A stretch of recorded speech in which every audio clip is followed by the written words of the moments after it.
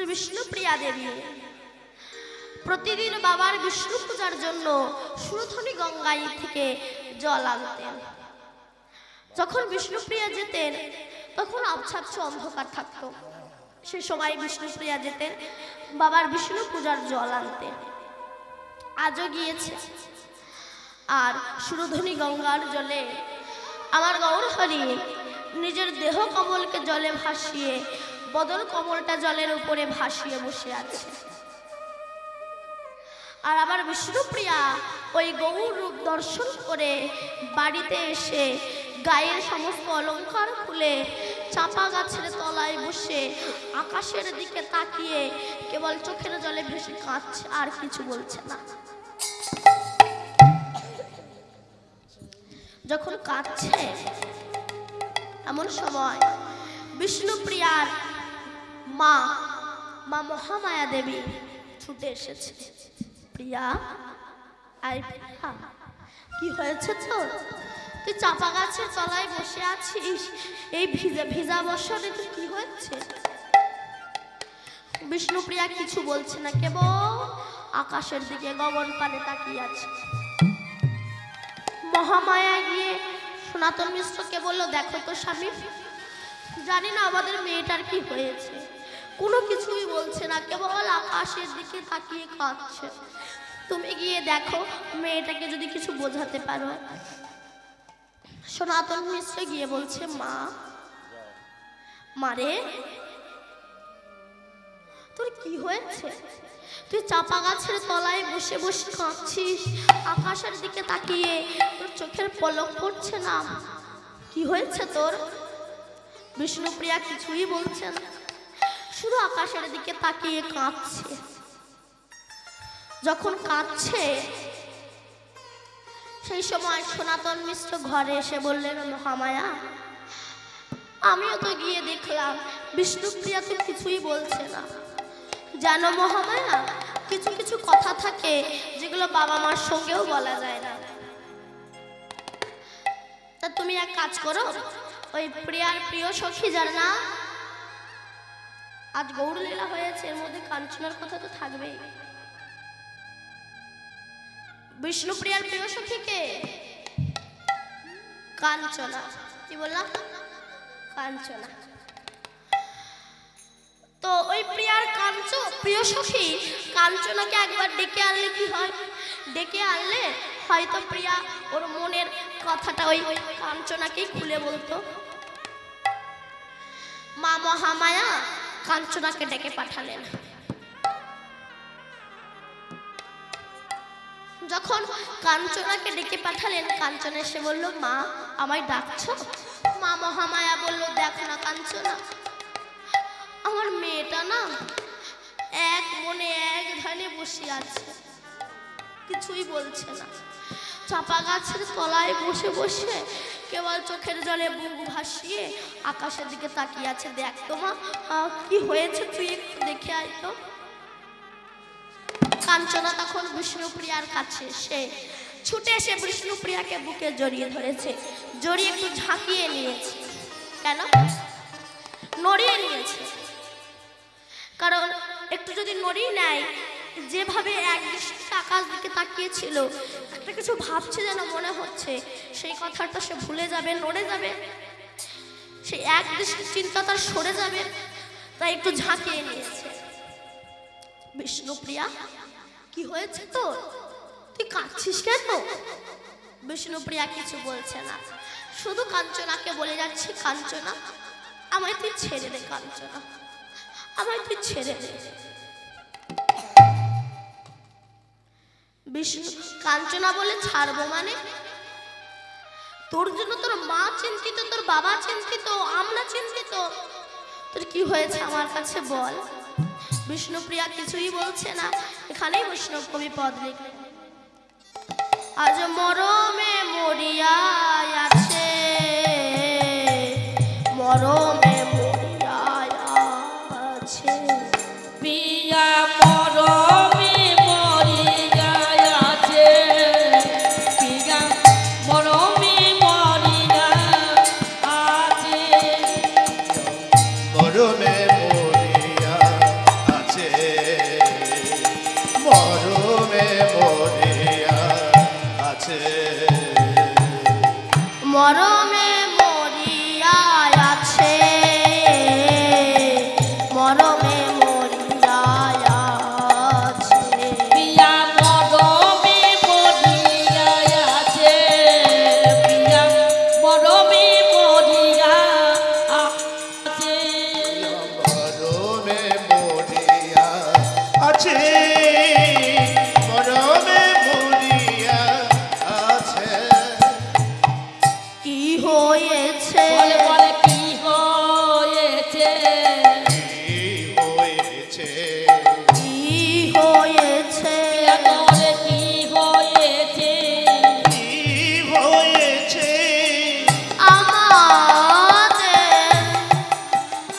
বিষ্ণু প্রিয়া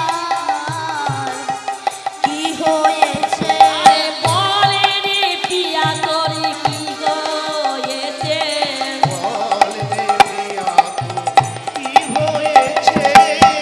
সনাতন তনয়া বিষ্ণু প্রিয়া সোনা তোর তনায়া বিষ্ণ পিয়া নিরজনে বসে আছে মরমে মরিয়া আছে পিয়া মরমে মরিয়া আছে কি হয়েছে বলে কি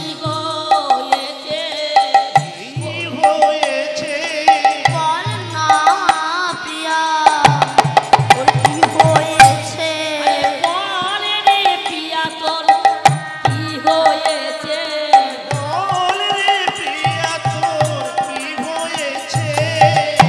প্রিয়া তোর কি হয়েছে আমার কাছে খুলে বল বিষ্ণুপ্রিয়া কিছুই বলছে না কেবল কাঁদছে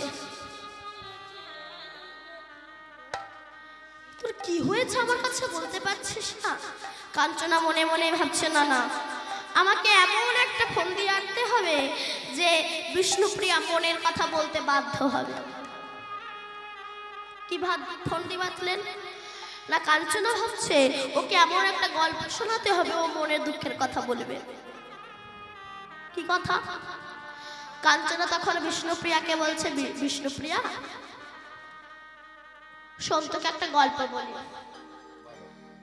তুই যেমন কাঁদছিস না ওই সুরধ্বনির তীরে জল আনতে গিয়ে তোর কি এমন হলো চাপা গাছে তলায় বসে কাঁদছিস জানিস তোর মতো আর একজনের দশা হয়েছিল সে কে না বৃন্দাবনেশ্বরী শ্রীমতী রাধা রানী রাধে রাধে তোকে দেখে আমার সেই রাধা রানীর কথা মনে পড়েছে শোন তুই যেমন সুরধ্বনির তীরে জল আনতে গিয়ে কি হয়েছে তোর তুই এখানে বসে আছিস আর ওই রাধা রানী যমুনার তীরে জল আনতে গিয়ে তার প্রাণবধূকে দর্শন করে গৃহে ফিরে এসে তমাল গাছের তলায় বসে বসে তোর মতোই আকাশের দিকে তাকিয়ে কাঁদছে আকাশের দিকে তাকিয়ে কাঁদছে আর আমি যেমন তোর প্রিয় সখী কাঞ্চনা আর ওই রাধা রানীরও অনেক সখী ছিল অষ্ট সখী ললিতা বিশাখা চম্পকলতিকা ইন্দুরেখা সুদেবী রঙ্গদেবী চিত্রা সুচিত্রা আদি অষ্ট সখী ওই রাধার ছিল রাধা কৃষ্ণ বিরহে কৃষ্ণের জন্য চোখের জলে ভেসে কাঁদছে এই জন্য মা কৃষ্ণ ভজন করতে গেলে হরি ভজন করতে গেলে অনেক দুঃখ কষ্ট ব্যথা লাঞ্ছনা সহ্য করতে হবে নইলে গৌর চরণ পাওয়া যায় না কেমন বলি শুনো এই যে আমাদের এই যে কান চেনেন তো এই যে কান একদিন ভগবানকে ডেকে বলছে হে ভগবান আমরা দুই কান আমাদের নেই কোনো সম্মান দুই ভাই পাশাপাশি থেকেও এক ভাই আর এক ভাইয়ের মুখ জীবনে দেখতে পেলাম না কেন এ যখন একে দেখতে আসে তো এ ঘুরে যায় আর এ যখন একে দেখতে আসে তো এ ঘুরে যায় দুই ভাই পাশাপাশি থেকেও এক ভাই আর এক ভাইয়ের মুখ জীবনে দেখতে পেলাম না তারপর স্কুলে গেলাম মাস্টার মশাই পড়া জিজ্ঞাসা করলো না বলতে পারি কানটাকে ধরে আগে মুলে দে লাল হয়ে যায় বলুন তো প্রভু দোষটা কি আমার দোষটা তো মনের মনে রাখতে পারি এই কানটাকে ধরে মুলে দেয় লাল হয়ে যায় তাও কষ্ট করে আছে দেখি পরিণতি কি হয় তারপর মাঠে ঘাটে আমার চাষি ভাইরা যখন বিড়ি ধরায় ওই বিড়ির আগুন লিভে গেলে গরম বিড়ি কানে গুঁজে রেখে দেয় বলুন তো প্রভু ওই গরম জিনিস আমাকে সহ্য করতে হয় কানের কি দুঃখ দেখতে তারপর যারা কাঠের মিস্ত্রির কাজ করে তারা পেন্সিল দিয়ে কাঠে দাগ দিয়ে পেন্সিল কানে গুঁজে রেখে দেয় ওই ভারী জিনিস আমাকে সহ্য করতে হয় তাও কষ্ট করে আছে, দেখি পরিণতি কি হয়। আর মেয়েদের কান হলে তো কোনো কথাই নাই। আগেকার মায়েরা ছোট ছোট দুল পরতো, আর এখন যা পরে গাড়ির চাকা পর্যন্ত হার মানবে, ছিঁড়ে পড়ে যাচ্ছে, পাশে আর একটা ফুটো করছে। তাও কষ্ট করে আছে, দেখি পরিণতি কি হয়। তারপর কোথা থেকে সেই জন্মের করোনা এলো, মাখ জন্মের ঠাসা ঠেসে চলল। তাও কষ্ট করে আছে, দেখি পরিণতি কি হয়। কিছুদিন পরে দুটো খুঁটি ঢুকিয়ে দিল। খুঁটি বোঝেন? খুঁটি বোঝেন না? বোঝেন তো? বলুন কি? চশমা। চশমা নাকে পরে, নাক বলে তোর জন্য আমারে হচ্ছে। তাও কষ্ট করে আছে, দেখি পরিণতি কি হয়। আমার এই কান জড়ো হওয়া কোন দিন ধন্য হলো জানো? যার কান হয়ে আছি, তার যেদিন কৃষ্ণ ভক্তি জন্মালো, সে যখন গুরুর কাছে গেল, গুরুদেব যখন ওই কানটা ধরে, ওই কানে হরে কৃষ্ণ হরে কৃষ্ণ কৃষ্ণ কৃষ্ণ হরে হরে কৃষ্ণ হরে হরে হরে রাম হরে রাম হরে রাম হরে রাম রাম রাম হরে হরে রাম হরে হরে নাম দিল। সেদিনই আমার এই কান জন্ম হওয়া ধন্য হয়ে গেল। আস্তে তাই রাধারানী তোর মতো করে ঠিক নিরজনে বসে বসে কাঁদছে। রাধার কি হলো অন্তরে ব্যথা, রাধার কি হলো অন্তরে ব্যথা, কি হলো অন্তরে ব্যথা, বসিয়া বিড়ালে থাকো রে একলে, বসিয়া বিড়ালে থাকো এলে কোলে, রাধে আমার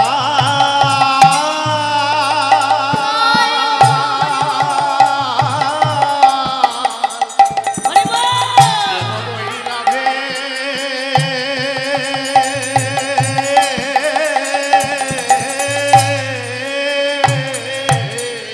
আকয়ে কোলে বসিয়া বিরলে বসিয়া বিড়ালে থাকো রে একলে, বসিয়া বিড়ালে থাকো এলে কোলে, বসিয়া বিরলে আকরে কালে নাসরে কাহার কথা, কি হলো অন্তরে ব্যথা, দুজনে বিড়ালে থাকো এলে কোলে, বসিয়া বিড়ালে থাকো এলে কোলে, না শুনে কাকারো কথা, না শুনে কাকারো কথা। ওই বসিয়া বিরলে ঠাকুরে কালে বসিয়া বিরলে ঠাকুরে কালে আসলে কাহারো কথা দাদা কি হলো অন্তরে ব্যথা। যখন কাঞ্চনা রাধারানীর কথা বলেছে, অমনি বিষ্ণুপ্রিয়া কাঞ্চনাকে বলছে, কাঞ্চনা আর কি হলো সেই রাধার, আমার কাছে খুলে বল। ওই রাধার সঙ্গে আর কি হয়েছে একবার বল। কাঞ্চনা বুঝতে পারছে এইবার বিষ্ণুপ্রিয়া হয় তোর মনের কথাটা আমি খুলে বলতে পারি। বলছে, শোন কাঞ্চনা, এই শোন প্রিয়া, ওই রাধার আর কি অবস্থা হয়েছিল জানিস? সদাই ওধে আনে চাহে মেঘ পানে,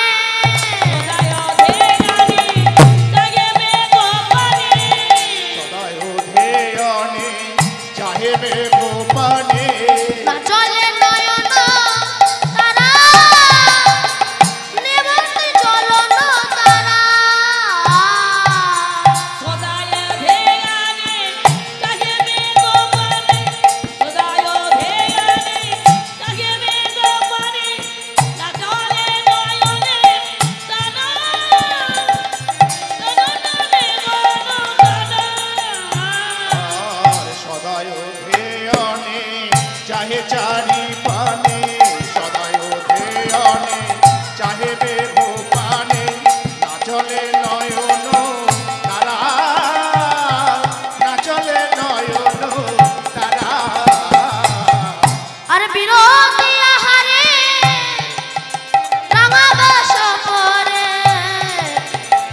যেমতি যোগিনী পারা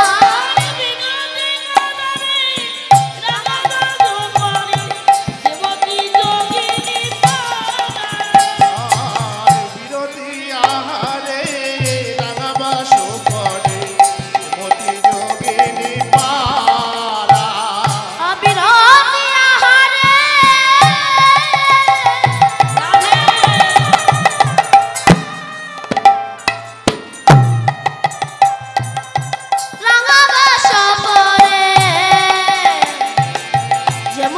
যোগিনী পারা অবিরতি আহারে রাঙাবাস করে যেমতি যোগিনী পারা আর বিরতি আহারে রাঙাবাস করে মতি যোগিনী পারা রাধা রানীর কথা যখন বলছে কাঞ্চনাকে বিষ্ণুপ্রিয়া জড়িয়ে ধরে বলছে, কাঞ্চনা আমি এই কথা না বাবাকে বলতে পারিনি, মাকে বলতে পারিনি, কাউকে বলতে পারিনি, সেই কথা আজ তোর কাছে খুলে বলবো। এই হলো কৃষ্ণ প্রেম, এই হচ্ছে গৌর প্রেম। একটু বলি শুনুন, প্রেম কাকে বলে জানেন? অনেকে রাধা কৃষ্ণ প্রেম নিয়ে অনেক উল্টো পাল্টা কথা বলেন। আস্তে অনেকে বলে দেখবেন কৃষ্ণের 16,108 জন বউ, আমরা 2-4টে করলে দোষ। আচ্ছা, কৃষ্ণ তার ক্ষমতা আছে, সে 16,108টা বিয়ে করেছে। তুমি 4খানা বিয়ে করো না, তোমার হাড়ে 2 ঘা জন্মে যাবে, অত সস্তা নয়। যে বলে রাধা কৃষ্ণ প্রেম করেছে আমি কেন করব না, আরে রাধা কৃষ্ণ প্রেম করে জগতের কাছে পূজনীয় হয়েছে, আমি তুমি প্রেম করে গ্রামের কাছে ঘৃণিত হয়েছি। তুমি যে বলছো রাধা কৃষ্ণ প্রেম করেছে আমরা করলে দোষ কি? কৃষ্ণ গিরি গোবর্ধন পর্বত চাগিয়েছিল পড়ে আঙুলে, তুলে একটা ইঁট চাগাও দেখি, তারপরে নাই বুঝবো কৃষ্ণ প্রেম করেছে। তোমারও করার ইচ্ছা হতেই পারে। কৃষ্ণ কালিয়া নাগ দমন করেছে, তুমি একটা দাঁড়াসাম মেরে দেখাও, তারপরে বুঝবো কৃষ্ণ প্রেম করছে, তোমার করার ইচ্ছা হবে। তার বেলায় নাই।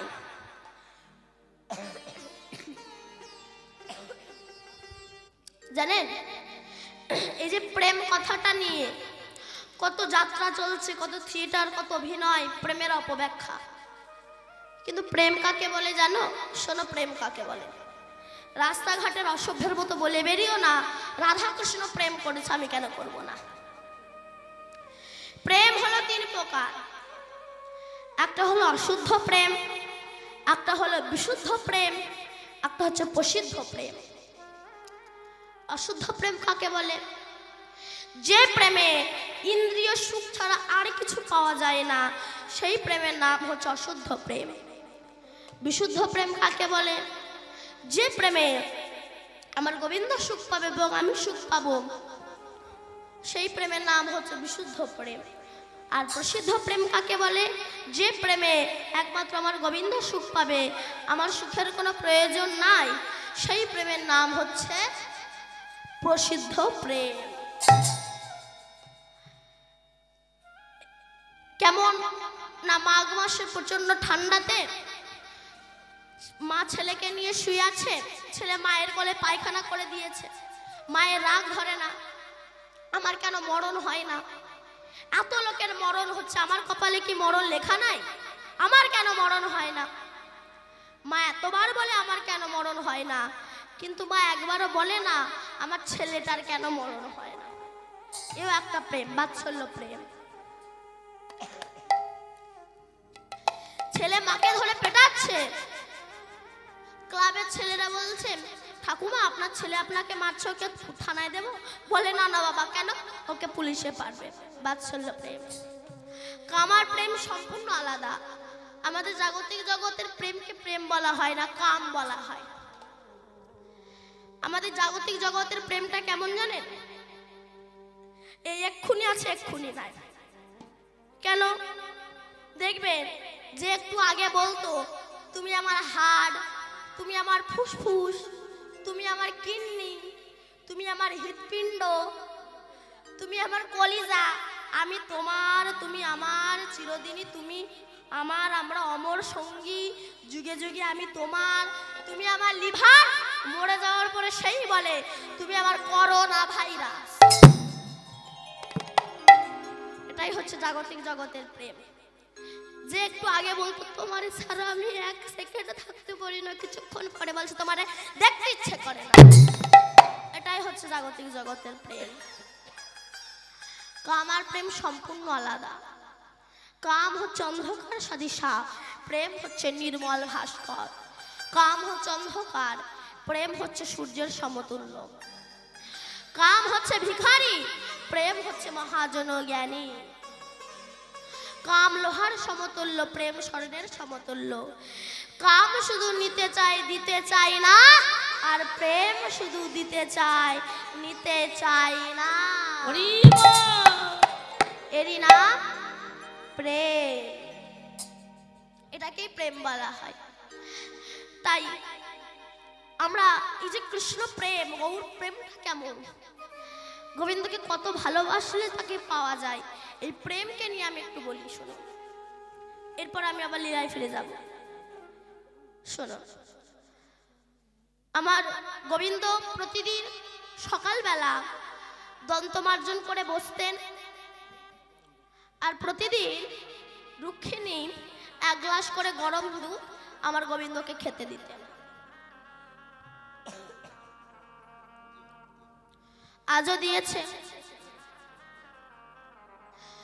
আজ দুধটা একটু বেশি গরম হয়ে গিয়েছে। এটা ভালোভাবে রুক্মিণী জানতো না, আর ভগবান ভক্তের দেওয়া বস্তু তো চেক করে খায় না। নুন হলো কি হলো না, ঝাল হলো কি হলো না তো চেক করে খায় না। যেমন সনাতন গোস্বামী পাদ শাক রান্না করে দিয়েছে, লবণ দেয়নি। তো ভগবান মদন গোপাল বল, রান্না করলে ভালো একটু লবণ দিলি না। সনাতন বলছে দেখো আমি গরিব মানুষ, আমার লবণ কেনার পয়সা নাই, লবণ যদি খেতে হয় বড় লোকের বাড়ি যাও। পরের দিন কি হয়েছিল, বিশাল জাহাজের, বিশাল লবণের জাহাজ আটকে গিয়েছিল না। ভগবান ভক্তের দেওয়া বস্তু তো চেক করে খায় না। তাই যেই না গরম দুধ খেয়েছে অমনি গোবিন্দের গলা পুড়ে গিয়েছে। আর যেই গলা পুড়ে গিয়েছে অমনি গোবিন্দ হা রাধে হা রাধে হা রাধে বলে চিৎকার করেছে। যেই না হা রাধে বলে চিৎকার করেছে, এমন সময় রুক্মিণী কৃষ্ণকে বলছে, আচ্ছা স্বামী, আমরা তোমার 16,100 অর্জন মহিষী আছি, তা আমাদের কি তোমার পছন্দ হয় না? তুমি সর্বক্ষণ রাধা রাধা রাধা রাধা করো। এই রাধাটা কে? বা এই রাধার মধ্যে কি আছে যা আমাদের মধ্যে নাই? কোন নায়িকা কিংবা শ্রীধর স্বামীকে প্রশ্ন করে, আমার মধ্যে কি নাই যে ওর মধ্যে আছে যে তুমি ওকে এত ভালোবাসো? রুক্মিণী বলছে আমাদের মধ্যে কি নাই যে ওই রাধার মধ্যে আছে, তুমি সর্বদা রাধা রাধা রাধা রাধা করো। গোবিন্দ বলে, রুক্মিণী তুমি কি কোনোদিনও রাধাকে দেখেছো? না তো। আচ্ছা তুমি আগে দেখে এসো বৃন্দাবনে আমার রাধাকে, তারপরে বলো আমি কেন রাধা রাধা নাম করি। এইবার রুক্মিণী ব্রজের পথে চলেছে রাধা নাম গাইতে। রাধার নাম গাইতে গাইতে যাচ্ছে, আর মনে মনে ভাবছে গলা পুড়ে গেছে, তবু কৃষ্ণ রাধা রাধা বলছে, না জানি রাধাটা কে, আমাকে দেখতে হবে। তাই রুক্মিণী ব্রজের পথে যাচ্ছে আর বলতে বলতে যাচ্ছে, হে কৃষ্ণ সুখ প্রদায়িনী রাধা রানী, হে কৃষ্ণ বক্ষ বিলাসিনী রাধা রানী, হে বিশ্ব ভানু রাজনন্দিনী রাধা রানী, একবার আমায় দেখা দাও, একবার আমায় দেখা দাও। আর গোবিন্দের নাম গাইতে গাইতে চলেছেন। কৃষ্ণ বলে দুটি বাহু তুলে নাচরে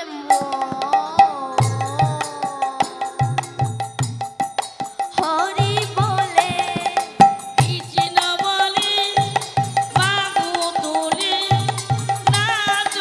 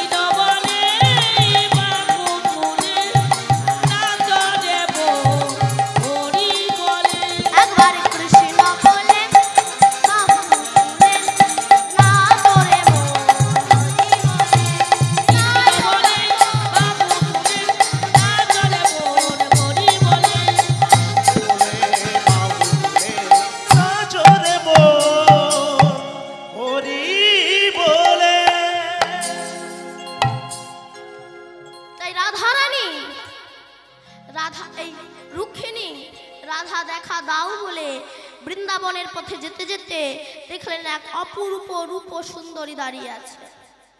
রুক্মিণী গিয়ে যেই না তাকে প্রণাম করতে গেল, সেই সখী বলছে, আহা এ কি করছো, প্রণাম করছো কেন? তুমি যাকে প্রণাম করছো ভাবছো আমি সে নই, আমি সেই শ্রীমতী রাধা রানীর শ্রীচরণের দাসী ললিতা সখী। রুক্মিণী ভাবছে, আহা যার সখী এত সুন্দর দেখতে, না জানি সেবা কত সুন্দর দেখতে হবে। রুক্মিণী বলছে, আচ্ছা ললিতা সখী বলতে পারো কোথায় গেলে রাধার কাছে যেতে পারবো? রুক্মিণী বললেন রাধা রানীর সখী যে ললিতা এই পথ ধরে চলে যাও, এই পথ ধরে গেলে 7টা দ্বার পড়বে, আর 7টা দ্বারে প্রতিটা দ্বারে আমার মতো একটা করে সখী দাঁড়িয়ে আছে, আমার মতো একটা করে সখী দাঁড়িয়ে আছে। 7টা দ্বার ভেদ করলে তবেই রাধার কাছে যেতে পারবে। তাহলে রাধা কি এত সস্তা বস্তু?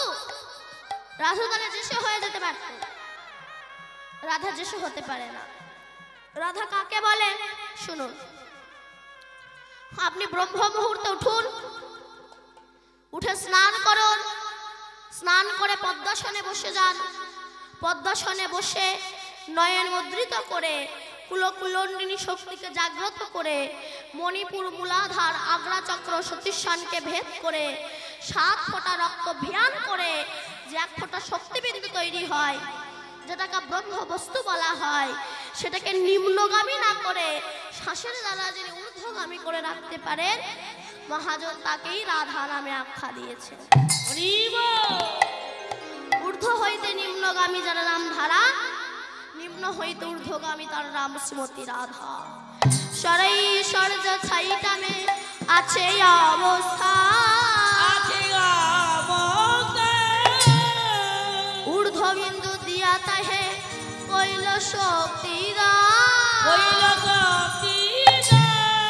পুরুষ প্রকৃতি তাহে কইল আধা আধা, আর বিচারিয়া বর্গ মুনি নাম রাখিলেন রাধা।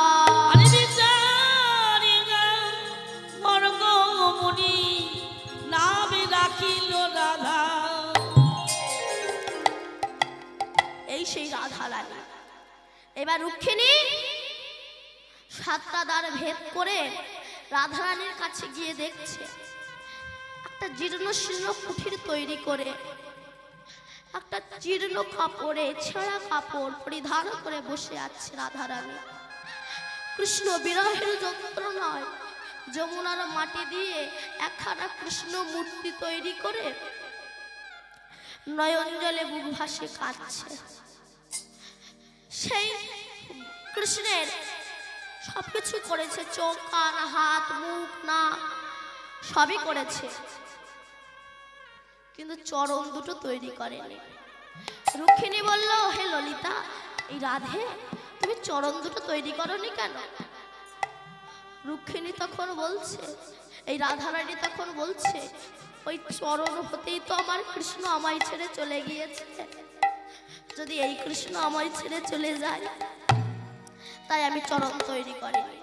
প্রেম কাকে বলে দেখো।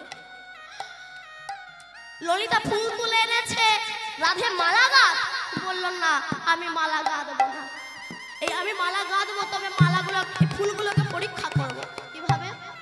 আমি আমার চোখের মণিটা ধরবো, তুই আমার চোখের মণিতে প্রতিটা ফুল বোলাবি, যে ফুল আমার চোখের মণিতে আঘাত আনবে ওই ফুল কৃষ্ণ সেবায় লাগবে না, কিন্তু যে ফুল আমার চোখের মণিতে আঘাত আনবে না ওই ফুল আমার কৃষ্ণ সেবায় লাগবে। যেই না বলেছেন ফুলগুলোকে পরীক্ষা করছে, রুক্মিণী বলল, রাধে আমরা তো তোমার মতো নয়, আমরা কৃষ্ণকে কাছে পাই কিন্তু তোমার মতো করে তো কৃষ্ণকে ভালোবাসতে পারি না। এমন সময় রুক্মিণী দেখছে রাধা রানীর গলায় ফোসকা পড়েছে। রুক্মিণী বলছে, রাধে তোমার গলায় ওটা কিসের ফোসকা? রাধা রানী তখন বলছে, রুক্মিণী ওই যে সকালবেলায় আমার বধূকে গরম দুধ খেতে দিয়েছিলেন, আর ওই গরম দুধ খেয়ে আমার গোবিন্দের গলা পুড়ে গিয়েছিল না, আর যেই গলা পুড়ে গিয়েছে অমনি হারাধে যেই বলে উঠেছে, সেই ব্যথা কি তার অঙ্গে লাগে গো? দেখো সেই ব্যথা আমার অঙ্গে এসে লেগেছে, সেই ব্যথা আমার অঙ্গে এসে লেগেছে, তাই আমার গলায় ফোসকা পড়েছে। রুক্মিণী তখন করজোর করে বলছে, রাধে আশীর্বাদ করো, আগামী জন্মে আর কৃষ্ণ দাসী নয়, আগামী জন্মে আমরা যেন শ্রী রাধার শ্রীচরণের দাসী হয়ে জন্মগ্রহণ করতে পারি, এছাড়া আর কিছু চাই না আমরা। এই হলো মা প্রকৃত কৃষ্ণ প্রেম। তাই যখন রাধারানীর কথা কাঞ্চনা বিষ্ণুপ্রিয়াকে শোনালেন, বিষ্ণুপ্রিয়া কাঞ্চনাকে জড়িয়ে ধরে বলছে, কাঞ্চনা আজ আমি আমার মনের সমস্ত কথা থেকে খুলে বলবো। কি এইবার বল আমার কাছে সই। তখন বিষ্ণুপ্রিয়া বলছে, শোন কাঞ্চনা, তুই তো জানিস প্রতিদিনের ন্যায় আমি আমার বাবার বিষ্ণু পূজার জন্য সুরধনী থেকে জল আনি। আজও আমি সুরধনীর তীরে জল আনতে গেলাম, কিন্তু জল আনতে গিয়ে দেখি কি জানিস সই, একটা সোনার কমল ওই জলে ভেসে যাচ্ছে। কি বলিস রে প্রিয়া? জগতে শুনেছি লাল কমল হয়, গোলাপ কমল হয়, সোনার কমল? বলে হ্যাঁ, আমি সোনার কমল দেখেছি। তাহলে কি হলো তারপর? শোন কাঞ্চনা, তোর কাছে বলি, একটি সোনার কমল সুরধনীর জলে তরঙ্গে ভাসিয়া যায়। একটি সোনার কমল সুরধনীর জলে তরঙ্গে ভাসিয়া যায়। সোনার কমল সুরধনীর তীরে তরঙ্গে ভাসিয়া যায়। সোনার কমল সুরধনীর জলে তরঙ্গে ভাসিয়া যায়। একটি সোনার কমল সুরধনীর জলে তরঙ্গে ভাসিয়া যায়। আর সোনার কমল সুরধনী তীরে তরঙ্গে ভাসিয়া যায়। একটি সোনার কমল সুরধনীর জলে তরঙ্গে ভাসিয়া যায়। একটা সোনার কমল, সে ওই সুরধনীর জলে ভাসতে ভাসতে যাচ্ছে।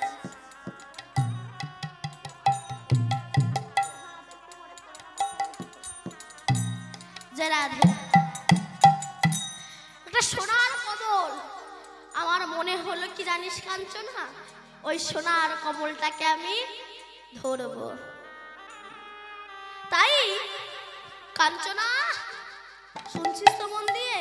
হ্যাঁ, শোন, আমি যখন ওই সোনার কমলটাকে ধরার জন্য, ওই সোনার পদ্ম ফুলটা ধরার জন্য ধীরে ধীরে ধীরে ধীরে নামলাম সুরধনীর জলে, কিন্তু কি হলো জানিস কাঞ্চনা? জানিস কাঞ্চনা, আমি মনে মনে ভাবলাম ওই ওই সোনার কমল আমি ধরবো। আমার মনে বড় ইচ্ছা, ওই সোনার কমল আমি ধরে আমি আমার খোপায় গেথে নদীয়ার পথে পথে কত গরব করে ঘুরে বেড়াবো। তাই আমি সেই ভেবে কি করলাম জানিস, আমার নিজের প্রাণের মায়া ছেড়ে সুরধনীর জলে পুরো গলা পর্যন্ত নেমে ওই কমলটাকে ধরলাম। বাহু পোষা রিয়া সোনা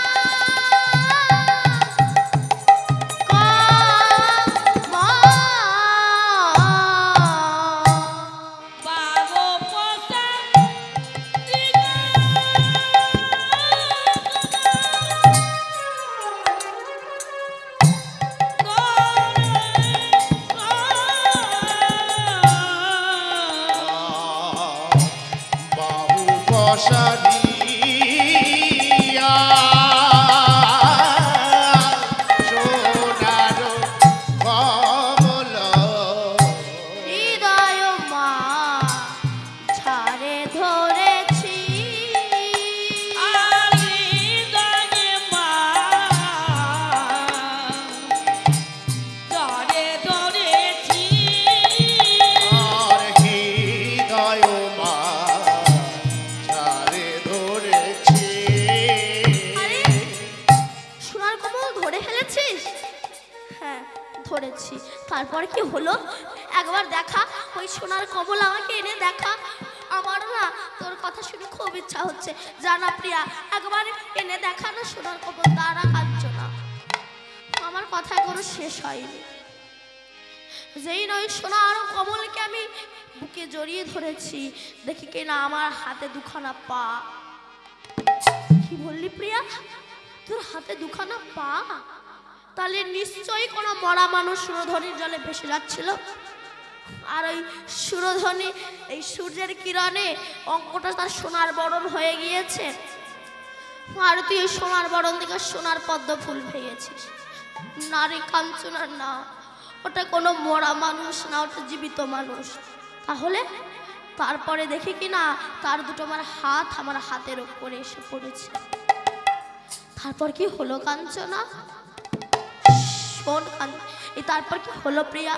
শোন কাঞ্চনা, সোনার মানুষ নহে সোনার কমল সোনার মানুষ নহি সোনার কমল সোনার কমল নহে সোনার মানুষ। আরে সোনার কমল নহি সোনার মানুষ আর সোনার কমল নহে সোনার মানুষ। আমার মুখ চাহি মৃদু মৃদু মৃদু মৃদু হাসো। আর মুখ চাপি কহিল সেই মৃদু মৃদু হাসে আর ওই রূপ চাহে মৃদু মৃদু হাসে। জানিস কাঞ্চনা, আমি ওই রূপ দর্শন করে আমি দেখলাম ওটা সোনার কমল ছিল না, একটা সোনার মানুষ। সে ওই সুরধনির জলে নিজের বদন কমলটাকে ভাসিয়ে দিয়ে আছে। আমি ওটাকে সোনার কমল ভেবেছি। আর সোনার কমল ভেবে যেই না তাকে জড়িয়ে ধরেছি, দেখি কিনা সে আমার মুখের দিকে তাকিয়ে মৃদু মৃদু করে হাসছে। তাই তখন আমি লজ্জায় মাথা নত করে ঘরে ফিরে এসেছি। তবে সই ঘরে এসেছি বটে, তবে আমার না ওই মন এখনো ওখান থেকে মন কোথাও যাচ্ছে না। মনে হচ্ছে আর একবার আমি তাকে দেখব, আর একবার তাকে যদি দেখতে পেতাম, আর একবারও যদি তাকে দেখতে পেতাম, আমার মনের আশা পূর্ণ হয়ে যেত। আমার কিছু আর ভালো লাগছে না সেই কারণে। ও আচ্ছা আচ্ছা, ঠিক আছে, এই ব্যাপার তো। আচ্ছা তার নাম কি বলতো? আরে নাম তো জানি না। আচ্ছা তার ধাম কোথায়, সে থাকে কই? বলে সে থাকে কোথাও, সেটাও তো জানি না। নাম জানলে না হয় আমি খোঁজ করে দেখতাম, বা সে কোথায় থাকে সেটা জানলে না খোঁজ করে দেখতাম। তুই নামও জানিস না, ধামও জানিস না, তবে কি করে তাকে তোর কাছে আনবো বল? আহা, এই হলো প্রেম, এই হলো ভক্তি। গৌরাঙ্গের প্রতি বিষ্ণুপ্রিয়ার ভক্তি জন্মাচ্ছে, ভালোবাসা জন্মাচ্ছে। এই ভক্তি না থাকলে কিন্তু গোবিন্দের কাছে পৌঁছানো যায় না। বলুন তো কতটুকু কেঁদেছো যে কৃষ্ণ পাবে? ভক্তি যারে কৃষ্ণ তার সর্বশাস্ত্রে কয়। ভক্তি না থাকলেও কৃষ্ণ দেখিও বাকি বা হয়। জানেন পঞ্চপাণ্ডবের মা ছিল মাতা কুন্তী। প্রতিদিন মা কুন্তী আগে রন্ধন করে বড় ছেলে যুধিষ্ঠিরকে খেতে দেয়। আজও খেতে দিয়েছে। আজও যখন যুধিষ্ঠিরকে খেতে দিয়েছে সেই সময় যুধিষ্ঠির বলছে মা, ও মা আমি বুঝতে পেরেছি আমার ভীম ভাই না বড্ড খিদে পেয়েছে, তুমি আগে আমার ভীম ভাইকে খেতে দাও। তখন মা কুন্তী বলছে ঠিক আছে, তুই যখন বলেছিস আগে ভীমই খাক। ভীমকে খেতে দিয়েছে মা কুন্তী, ভীম একাই সব খেয়ে ফেলেছে। মা রেগে গিয়ে বলে অপদার্থ, একবারও তুই তোর ভাই দাদাদের কথা চিন্তা করলি না, একবার আমার কথা চিন্তা করলি, মায়ের কথা চিন্তা করলি না, তুই একাই সব খেয়ে ফেললি। তো কি যে আমি এত খেতে দিই তাতে কি আমি তোর উদর পরিপূর্ণ করতে পারি না? কেন তোর এত এত এত খাওয়া? তোর কি আমি খাই উদর পরিপূর্ণ করতে পারি না? দেখবেন গ্রামের লোকেরা বললে মেনে নেওয়া যায়, কিন্তু মা যদি বলে খোকা তোর এত খাই খাই কেন, মনে অনেক কষ্ট লাগে, তাই না? ভীম বলেছিল মা আজ তো আমি খেয়ে নিয়েছি,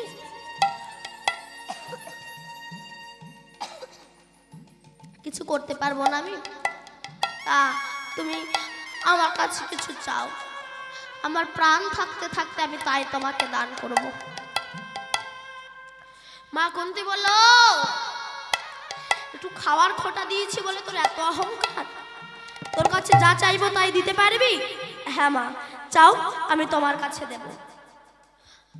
তখন মা কুন্তী বলছে ঠিক আছে। এই হস্তিনাপুর থেকে কৃষ্ণ দ্বারকায় চলে গিয়েছে, পারবি তুই কয়েক মিনিটের মধ্যে আমার কৃষ্ণকে আমার কাছে নিয়ে আসতে? ভীম বলছে মা আমার জীবন থাকতে থাকতে আমি সেই কাজ করব, আমি পারবো কৃষ্ণকে এনে দিতে। যুধিষ্ঠির বলছে তুই আনবি কি করে, সে আসবেটা কি করে? এখান থেকে দ্বারকায় যেতে গেলে 3 দিনের রাস্তা, সে আসবে কি করে, তুই আনবি কি করে? বলে দেখো না দাদা মা, কয়েক মিনিট নয় আমি কয়েক সেকেন্ডের মধ্যে কৃষ্ণকে এখানে নিয়ে আসবো। এই বলে ভীমের হাতে যে গদাটা ছিল মা 80 মণ ওজনের গদা, ওই গদাটাকে শূন্যের উপরে 3 বার ঘুরিয়ে একেবারে শূন্যে ছুঁড়ে দিয়েছে।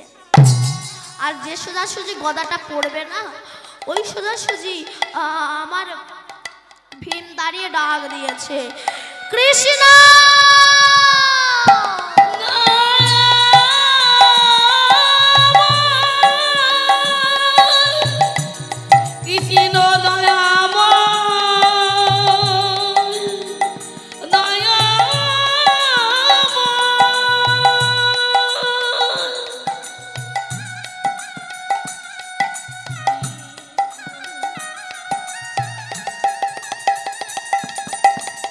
কৃষ্ণ বলে ডাক দিয়েছে সবে আমার গোবিন্দ হস্তিনাপুর থেকে দ্বারকায় শেষে বসবে, আবার উঠে চলে যাচ্ছে।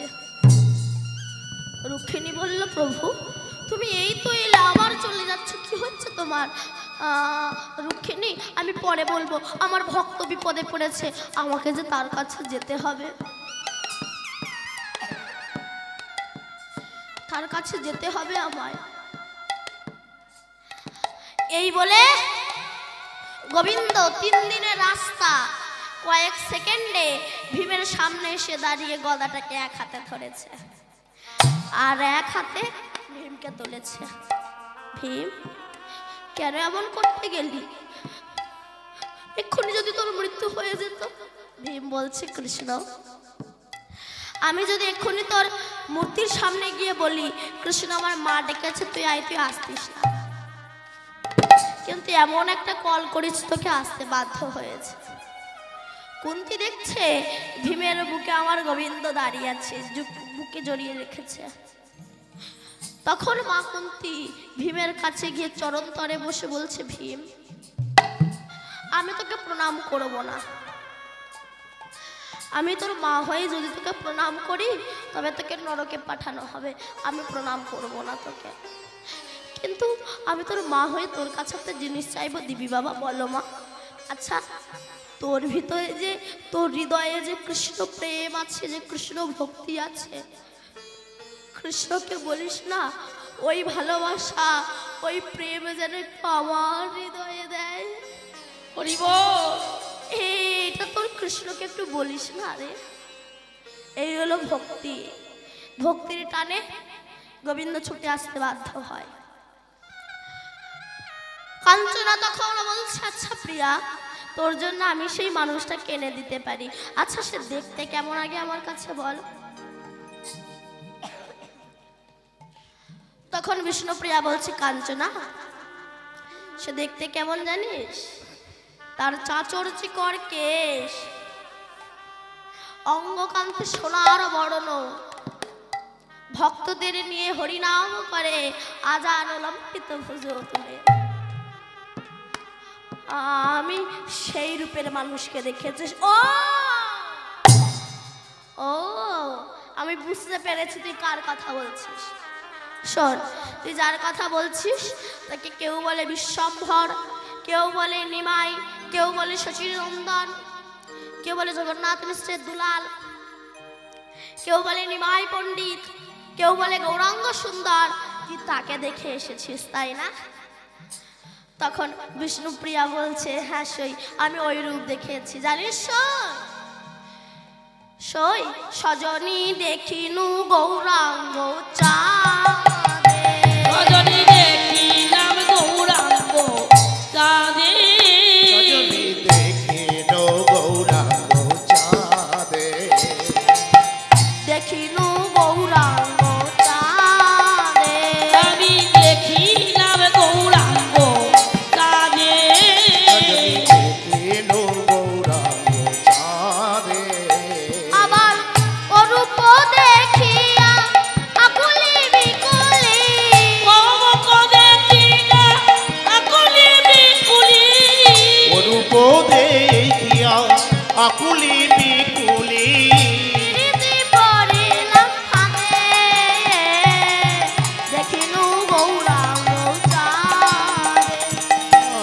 অরূপ দেখিয়া আকুলি বিকুলি, অরূপ দেখিয়া আকুলি বিকুলি, পড়িলাম প্রীতি ফাঁদে, দেখিল গৌরাঙ্গ চাঁদে।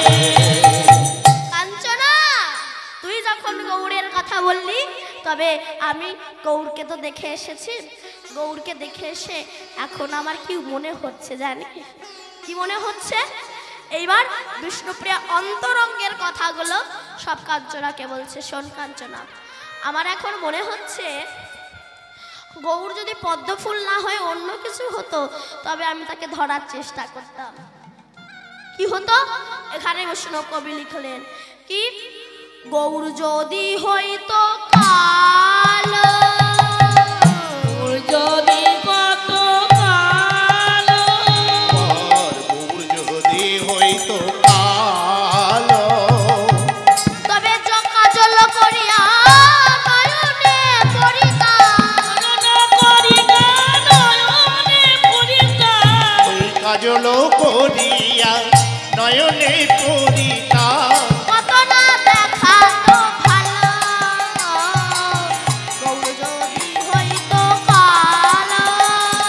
ওই কাজল করিয়া নয়নে পড়িতা, কাজল করিয়া নয়নে পড়িতা, কত না দেখাতো ভালো, গৌরাঙ্গ হইতো কালো।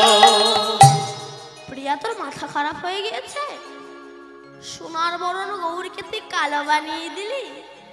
তখন বিষ্ণুপ্রিয়া বলছে, কাঞ্চনা, আমি তো তাকে কাজল করে নয়নে রেখে দিতাম, কখনো যেতে দিতাম না। আচ্ছা, কাজল তো নাই হবে না, আচ্ছা আর কি হলে ভালো হতো? তখন আমার বিষ্ণুপ্রিয়া বলছে, শোন কাঞ্চনা, আমার গৌর হরি কাজল না হয়ে যদি আমার গৌর হরি মতি হতো, গৌর যদি হইতো মতি, আমার গৌর যদি গত মতি, আমার গৌর যদি হতো মতি, তবে হার করিয়া গলায় পরিতাম, আর করিকা গলায় পরিতাম, কাঞ্চনা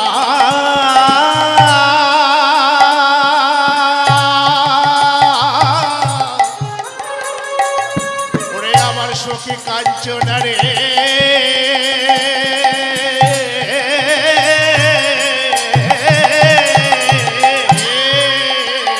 আমার আরো করিয়া বলায় পরিতাম, সভাতে হইতো অতি, গৌর যদি হইতো মতি, আরো করিয়া বলায় রাখিতাম, আরো করিয়া বলায় রাখিতাম, কত না হইতো হতে, গৌর যদি হইতো মতে। আর গৌর যদি মতি না হয়ে আমার গৌর যদি হইতো ফুল, আমার গৌর যদি গত ফুল, আমার গৌর যদি হতো ফুল,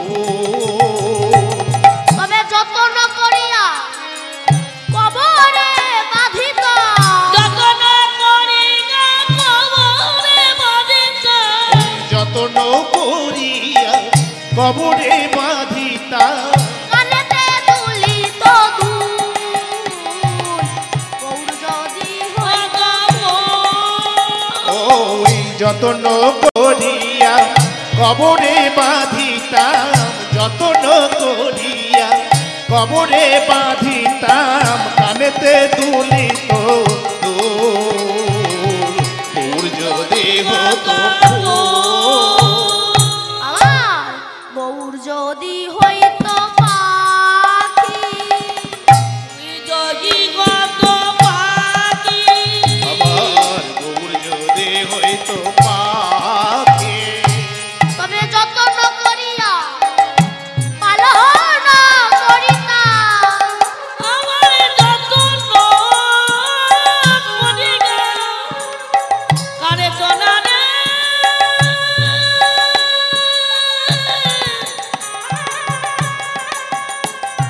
ওরে কানে তোনারে,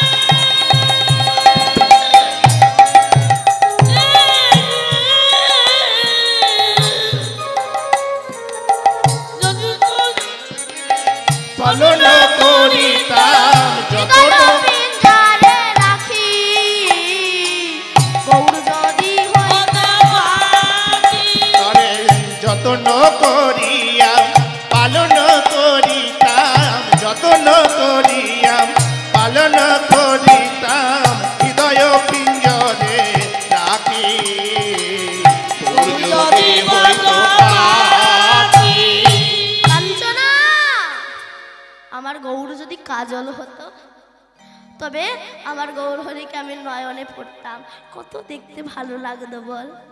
যদি কাজল না হয়ে যদি আমার গৌর ফুল হতো, তবে ওই ফুল আমি আমার কবরে বেঁধে, খোপায় বেঁধে নদীয়ার পথ দিয়ে যাব, আর গল্প করতে করতে যাব, আমি গৌর সাজে সেজেছি, আমি গৌর সাজে সেজেছি। তারপর আমার গৌর যদি ফুল না হয়ে যদি মতি হতো, আমার গৌর হরিকে হার করে গলায় পড়তাম, শোভা যে হইতো অতি। তাও হলো না, আমি তারপরে ভাবলাম আমার গৌর যদি পাখি হতো, তবে তাকে এই হৃদয় পিঞ্জরে রেখে দিতাম। এইবার জ্ঞানদাস ঠাকুর বলছে, মা বিষ্ণুপ্রিয়া, তুমি তো এতক্ষণ বললে আমার গৌর যদি কাজল হতো তুমি নয়নে পড়তে, যদি ফুল হতো মাথায় গুঁজতে এবং কানে দুলতো দুল, তোমার গৌর যদি মতি হতো তুমি গলায় পরিধান করতে, যদি গৌর পাখি হতো হৃদয় পিঞ্জরে রাখতে। কিন্তু কিন্তু শোনো মা, এবার আমারও কিছু বলার আছে। কি? গৌর যদি হইতো মধু, যদি গত মধু, আমার গৌর যদি হইতো মধু, তবে আস্বাদ করিয়া যতন করিয়া আমার আস্বাদন করিয়া যতন করিয়া, আস্বাদন করিয়া যতন রাখিতাম, মজিত ফুলের বধূ, গৌর যদি হইতো মধু। গৌর যদি মধু হতো তবে তুমি সেই মধু পান করতে। এইবার তখন বিষ্ণুপ্রিয়া কাঞ্চনাকে জড়িয়ে ধরে বলছে, কাঞ্চনা, আমি তাকে দর্শন করে এসে আর থাকতে পারছি না, সেই কারণে আমার মন মতি আর ভালো নেই রে।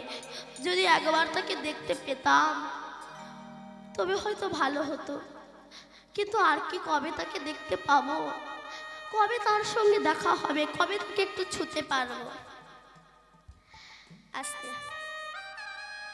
তখন বিষ্ণুপ্রিয়া কাঞ্চনা বলছে, কাঞ্চনা শোন, তুই এখানে বসে বসে গৌর নাম জপ কর।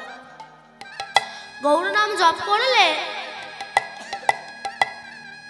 গৌরের কৃপা হলে গৌর অবশ্যই নেমে আসবেন, তোর সঙ্গে তার মিলন হবে। তুই গৌর নাম জপ কর। আর শুধু গৌর নাম জপ করলে হবে না, তুই যে ঘাটে স্নান করতে যাস তার পাশের ঘাটে এক ভদ্র মহিলা স্নান করতে আসে, নাম তার সচিমা। সে হলো এই নিমাই পণ্ডিতের মা। তুই গিয়ে তার কাছে প্রণাম করে বলবি, মা আমি তোমার কাছে আশীর্বাদ নিতে এসেছি, শুনেছি তুমি নাকি অনেক ভাগ্যবতী মা, তা আমি তোমার কাছে অনেক আশা করে এসেছি, আমাকে তুমি আশীর্বাদ করো। আমি যে কাজ সম্পূর্ণ করতে চাইছি সেই কাজ যেন সম্পূর্ণ হয়, সেই আশা যেন আমার পূর্ণ হয়, তুমি আশীর্বাদ করবেন। এই কথা তুই সচিমাতাকে বলে আয়। আর যখন সচিমাতাকে বলে আসবি, সচিমাতা যদি আশীর্বাদ করে তাহলে জানবি নিমাই পণ্ডিতের সঙ্গে তোর বিবাহ হবে। তাই তো? এইবার বিষ্ণুপ্রিয়া বসে বসে গৌর নাম জপ করছে। আর গৌর নাম জপ করতে করতে পরের দিন ভোরবেলা যে ঘাটে আমার সচিমা স্নান করতে আসে সেই ঘাটে বিষ্ণুপ্রিয়া এসেছে। এসে সচিমাতাকে দর্শন করে ষষ্ঠাঙ্গে প্রণাম করেছে।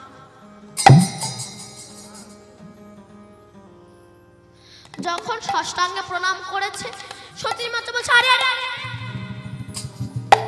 তুমি কে মা? এই সকাল সকাল আমাকে প্রণাম করতে এসেছো, তুমি কে? বিষ্ণুপ্রিয়া বলছে, মা শুনেছি তুমি নাকি ভাগ্যবতী মা, বড় আশা নিয়ে তোমার কাছে এসেছি গো, আশীর্বাদ করো মা। যে আশা নিয়ে তোমার কাছে এসেছি সেই আশা যেন আমার পূর্ণ হয়, তুমি আশীর্বাদ করো আমায়। সচিমা বলল, ঠিক আছে। আচ্ছা তোমার নাম কি গো? বলে, আমার নাম বিষ্ণুপ্রিয়া। বিষ্ণুপ্রিয়া? তোমার বাবার নাম কি? আমার বাবার নাম সনাতন মিশ্র। সনাতন মিশ্র?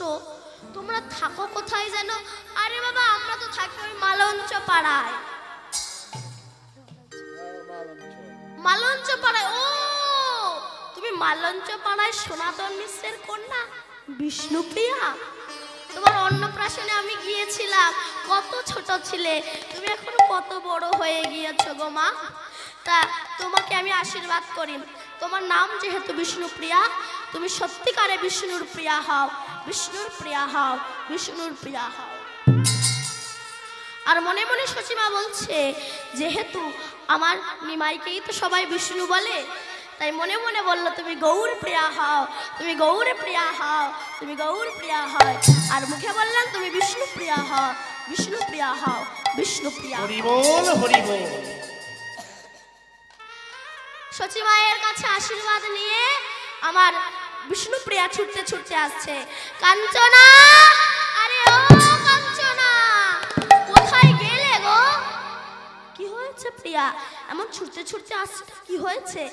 আরে কাঞ্চনা, আমি আশীর্বাদ পেয়েছি, সচি মায়ের কাছ থেকে আশীর্বাদ পেয়েছি। সচি মায়ের কাছ থেকে সত্যি আশীর্বাদ পেয়েছি? বললো হ্যাঁ। বললো আর তাহলে বিলম্ব করিস না, তুই বসে বসে গৌর নাম জপ কর, আর দেখবি গৌরের কৃপা হবেই হবে। আর এদিকে কি হয়েছে, সচি মাতা বাড়িতে গিয়ে ডাক দিয়েছে ঈশানকে। ঈশান, আরে ও ঈশান, বলে কোথায় গেলে গো? ঈশান, ঈশান এসে বললো মা কি হয়েছে, ডাকছো কেন আমায়? ঈশান শোন না, আমার না বড় ইচ্ছা হয়েছে। ঠিক আছে, তোকে বলতে হবে না, তুই এক কাজ কর, তুই একটু যা তো তাড়াতাড়ি গিয়ে কাশীনাথ ঘটককে ডেকে আয়েন তো। মা, কাশীনাথ ঘটককে ডাকবো? মা নিশ্চয় নিমাই ঠাকুরের বিয়ে দেবে তুমি। আরে আমি নিমাইয়ের বিয়ে দেবো তো কেউ কি বলেছে? তুই যা ঘটককে ডেকে নিয়ে আয়। না মা, তুমি ঘটক ডাকছো মানে কি? নিশ্চয় নিমাই ঠাকুরের বিবাহ দেবে। কাশীনাথকে ডেকে নিয়ে আয়। এই যে ঘটক, দেখবেন ঘটক জগৎ বিষ্ণুপ্রিয়া,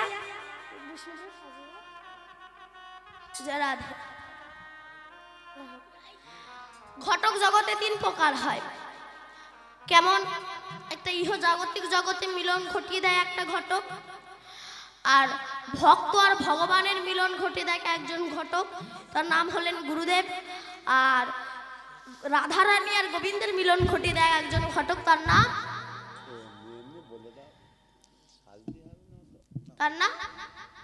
বড়াই মা। যে রাধে। ঘটক জগতে 3 প্রকার হয়। দেখবেন আপনার ছেলের বিয়ে হচ্ছে বা আপনার মেয়ে হচ্ছে, ঘটক লাগে তো, প্রয়োজন হয় না মোবাইল ঘটক। তা যাই হোক, দেখবেন ধরো আপনার মেয়ের বিয়ে হবে, তো ঘটকের কাজ কি? ছেলের বাবার কাছে মেয়ের ভালো কথা বলা, আর মেয়ের বাবার কাছে ছেলের ভালো কথা বলা।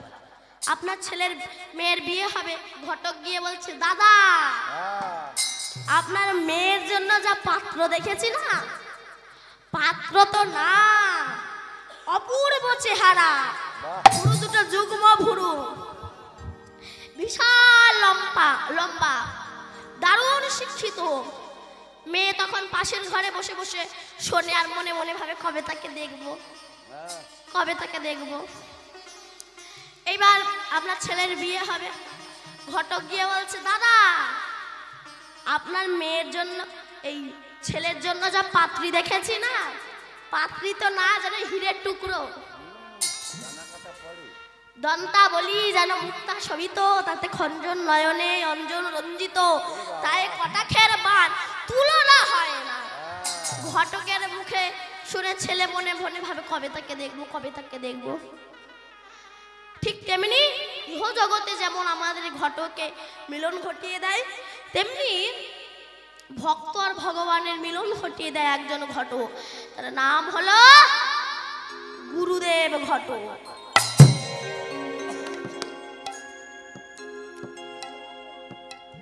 গুরুদেব ঘটক, তাই গুরুদেব থাকলে ঘটক যদি ভালো হয় তেরা মেয়ে লক্ষ্মী হয়, তেমনি গুরু যদি ভালো হয় অভক্ত ভক্ত হয়।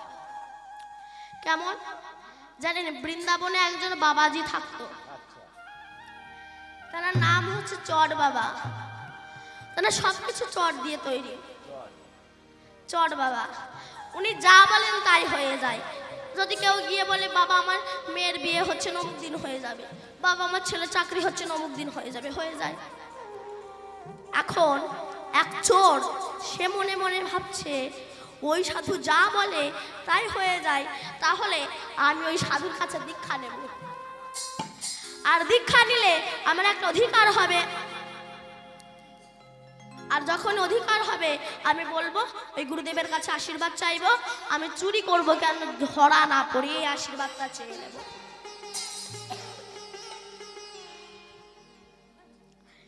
এইবার সবাই যখন চলে গেছে, ওই চট বাবা কুঠিরের ভিতরে প্রদীপটা জ্বালিয়ে হরে কৃষ্ণ নাম করছেন।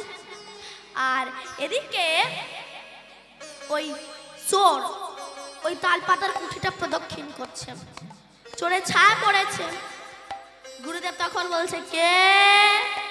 বলে আমি হচ্ছি চোর। ও বাবা, চোর তুমি এখানে কেন? বলে আমি তোমার কাছে দীক্ষা নিতে এসেছি। বলে না না বাবা, আমি চোরের দীক্ষা দিই না। বলে তাহলে আমাকে দীক্ষা দেবে না? তাহলে আমি সুসাইড করব। যদি সুসাইড করি পরের দিন পুলিশ এসে তোমাকে ধরে নিয়ে যাবে যে তুমি আমাকে খুন করেছো। আরে বাবা, আর তুমি কেন দীক্ষা নিতে চাও আমার কাছে? বলে আমি যদি আপনার কাছে দীক্ষা নিই আমার একটা অধিকার হবে, আর আমি আপনার কাছ থেকে আশীর্বাদ চাইবো, আমি চুরি করব ধরা যেন না পড়ি। তুমি চুরি করবে ধরা পড়বে না, তা হয় আমি দীক্ষা দিতে পারবো না। তাহলে এই আমি মরলাম, ওই একটাই ডোজ ঝেড়ে যাচ্ছে। গুরুদেব বললো, ঠিক আছে বাবা, তোকে আমি দীক্ষা দেব, আশীর্বাদও করবো, তুই চুরি করবি ধরা পড়বি না, কিন্তু একটা কথা দে, জীবনে কোনোদিনও মিথ্যা কথা বলবি না। জীবনে কোনোদিনও মিথ্যা কথা বলবি না। চোর বলছে চুরি করব, আবার মিথ্যা বলবো না, তা হয়? আবার মনে মনে বলছে ধরা যখন পড়বো না তাহলে মিথ্যা কথা না বললে বাকি। ব্যাস কথা দিলাম, দীক্ষা দিয়েছে। চোর মনে মনে ভাবছে এবার থেকে আর ছোটখাটো বাড়ি চুরি করব না, এবার রাজার বাড়ি চুরি করতে যাব। ব্যাস রাজার বাড়ি চুরি করতে গিয়েছে, যেই না পাঁচিল থেকে লাফ দিয়েছে, পড়বি তারপর একজন আর ঘাড়ের উপরে পড়েছে। ও ভাবছে গুরুদেব বললো আমি ধরা পড়বো না, ধরা পড়ে গেলাম কেন? তুমি কে? নিচেটা তখন বলছে আমিও একটা চোর। বলে বা ঠিক আছে, তুমিও চোর আমিও চোর, চোরে চোরে মিলে গেল। ব্যাস নেমে এবার যে দীক্ষা নিয়েছিল, এবার একটু মন দিয়ে শুনবে, যে দীক্ষা নিয়েছিল সে হচ্ছে কাঁচা চোর, আর যার ঘাড়ের ওপরে পড়েছে সে হচ্ছে পাকা চোর। তো কাঁচা চোর মানে যে দীক্ষা নিয়েছিল, সে যার ঘাড়ের ওপর পড়েছে সেই পাকা চোরকে বলছে আচ্ছা বলো তো কিভাবে চুরি করা যায়। পাকা চোর তখন কাঁচা চোরের হাতে একটা চাবি নিয়ে বলছে, ওই যে ঘর দেখতে পাচ্ছ, ওই ঘরে 3খানা হীরের টুকরো আছে, যাও গিয়ে নিয়ে এসো, যাও হীরের টুকরো নিয়ে এসো। ব্যাস ওই চোর গিয়ে রাখি কিনা সত্যি হীরের টুকরো। দেখি 3খানা রয়েছে, 2খানা নিয়েছে কেন? যদি ভাগাভাগিতে রাগারাগি হয়। এই 2খানা নিয়ে একটা পাকা চোরকে দিয়েছে, একটা নিজে নিয়ে বললে এবার চলো ভাই ঘরে যাই। বলে তুমি যাও, একটু পরে যাচ্ছি। এই বলে যে কাঁচা চোর মানে যে দীক্ষা নিয়েছিল, সে বাড়িতে সে দিব্যি নাকে সর্ষের তেল দিয়ে ঘুমাচ্ছে। এদিকে সকালবেলা রাজবাড়ি চুরি হয়েছে। রাজা বলছে যা গ্রামের ওই ন্যাপলা ও চুরি করে, ওকে ধরে নিয়ে আয়। রাজার মন্ত্রীরা চোরের হাতে পায়ে দড়ি বেঁধে টানতে টানতে নিয়ে আসছে। চোর বললো এটা কি হলো? গুরুদেব বললো ধরা পড়বো না, ধরা পড়ে গেলাম কেন? নিয়ে এসেছে। রাজা বললো ন্যাপলা তুই কাল চুরি করেছিলি না? ওই যে বলেছে জীবনে মিথ্যা বলবো। বলে হ্যাঁ রাজা মশাই আমি চুরি করেছিলাম, তবে আমার সঙ্গে একজন ছিল সেও চোর। তা 3খানা হীরের টুকরোর মধ্যে আমি 2খানা নিয়েছি, ওকে একটা আমি একটা নিয়েছি, আর 1খানা আছে। হ্যাঁ রাজা মশাই আছে। মন্ত্রী গিয়ে দেখো তো আর 1খানা হীরের টুকরো আছে কিনা। মন্ত্রী গিয়ে দেখে কিনা সত্যি হীরের টুকরো আছে। মন্ত্রী মনে মনে ভাবছে যদি আমি গিয়ে বলি রাজা মশাই চোর পেলে কি কোনো কিছু কোনোদিনও রেখে যায়, সব নিয়ে গিয়েছে, তাহলে এই হীরের টুকরোটা আমার হয়ে যাবে। এই বলে হীরের টুকরোটা পকেটে পুরে নিয়ে রাজা মশাইয়ের কাছে এসে বলছে মহারাজ চোরে না শোনে ধর্ম কথা, ও সব নিয়ে গিয়েছে। চোর বললে বিশ্বাস করুন রাজা মশাই একটা ছিল। মন্ত্রী বললে রাজা মশাই আপনি চোরের কথা বিশ্বাস করবেন না আমার কথা? বলে চোরের কথা বিশ্বাস করবো কেন না, কালকেও যার ঘাড়ের ওপর পড়েছিল সে অন্য কেউ নয়, সেটা হচ্ছে আমি। ওই মন্ত্রীকে গুলি করে আগে মেরে দে, আর ওই মন্ত্রীর আসনে চোরকে বসিয়ে দে। মন্ত্রী হওয়ার আগে চোর বলল, মহারাজ আমাকে একটুখানি সময় দিন, আমি একটু গুরুদেবের কাছে যাই। এই বলে চোরটা ছুটতে ছুটতে গুরুদেবের কাছে এসে বলছে, গুরুদেব জীবনে একটা কথা শুনেছিলাম, কি? মিথ্যা বলবি না। সেই একটা কথা শুনে আজ যদি আমি চোর থেকে মন্ত্রী হয়ে যেতে পারি, তাহলে সারাটা জীবন যদি আপনার চরণে দাসখত লিখে দিই, তাহলে আমি ভগবান হয়ে যাব। আমি চাই না মন্ত্রী হতে, আমি সারাটা জীবন তোমার চরণে নিতাই গৌর হরি বল বলে নিজেকে সঁপে দিলাম। জয় গুরু, জয় গুরু, জয় গুরু দেব। তুমি মাতা, তুমি পিতা, তুমি স্বর্গময়। জয় গুরু, জয় গুরু, জয় গুরু দেব। তুমি পিতা, তুমি মাতা, তুমি স্বর্গময়। জয় গুরু, জয় গুরু দেব। তুমি পিতা, তুমি মাতা, তুমি স্বর্গময়। জয় গুরু, জয় গুরু, জয় গুরু দেব।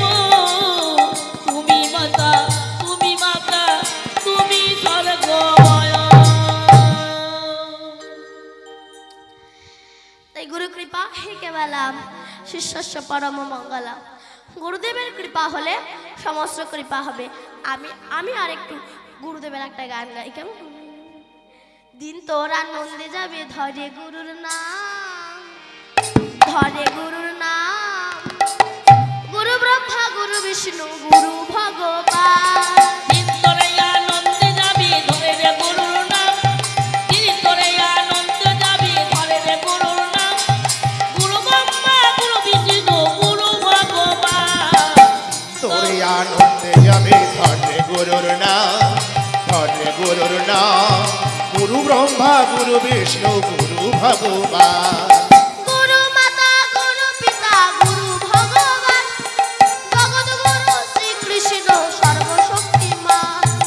গুরু মাতা, গুরু পিতা, গুরু ভগবান। জগৎ গুরু শ্রীকৃষ্ণ সর্বশক্তিমান। গুরু মাতা, গুরু পিতা, গুরু ভগবান। জগৎ গুরু শ্রীকৃষ্ণ সর্বশক্তিমান। গুরু মাতা, গুরু পিতা, গুরু ভগবান। জগৎ গুরু শ্রীকৃষ্ণ সর্বশক্তিমান। গুরু মাতা, গুরু পিতা, গুরু ভগবান। জগৎ গুরু শ্রীকৃষ্ণ সর্বশক্তিমান। কীর্তন তোরে আনন্দে যাবে ধরে গুরুর নাম, ধরে গুরুর নাম। ব্রহ্মা, গুরু বিষ্ণু, গুরু ভগবান। তোরে আনন্দে যাবে ধরে গুরুর নাম, ধরে গুরুর নাম। গুরু ব্রহ্মা, গুরু বিষ্ণু, গুরু ভগবান। দিন তোরে আনন্দে যাবে ধরে রে গুরুর নাম, ধরে রে গুরুর নাম। গুরু ব্রহ্মা, গুরু বিষ্ণু, গুরু ভগবান। তোরে আনন্দে যাবে ধরে গুরুর নাম, ধরে গুরুর নাম। গুরু ব্রহ্মা, গুরু বিষ্ণু, গুরু ভগবান। আস্তে। এইবার মা সচি মাতা ঈশানকে বললে, যা বাবা একটু কাশীনাথ খুড়োকে ডেকে নিয়ে আয়। কেন? সচি মায়ের মনে বড় ইচ্ছা নিমাইকে বিবাহ দেবে। সচি মাতা মনে মনে ভাবছে, আমার তো বয়স হয়েছে, আমার নিমাইকে কে দেখবে, তাই যদি নিমাইয়ের একটা বিয়ে দেওয়া যায় অনেক ভালো হবে। যা বাবা একটু কাশীনাথকে ডেকে নিয়ে আয় তো। আবার তোর তো একটু জোরে জোরে কথা বেরিয়ে যায়, একটু আস্তে আস্তে কথা বলিস, কেউ যেন না জানতে পারে। তাড়াতাড়ি গিয়ে কাশীনাথ ঘটককে ডেকে নিয়ে আয়। ঈশান তখন কাশীনাথ ঘটককে ডেকে এনেছে। সচিমা বলছে, ও কাশীনাথ খুড়ো, এসো এসো, বসো তুমি। ও খুড়ো, বসো তুমি।